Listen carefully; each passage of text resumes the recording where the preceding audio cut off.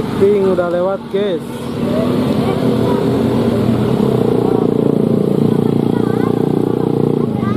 Mantap ya, makin banyak yang datang berwisata ke Pangandaran. Ternyata ini bukti bahwa Pangandaran masih banyak disukai oleh para wisatawan. Semoga Pangandaran lebih maju ya guys,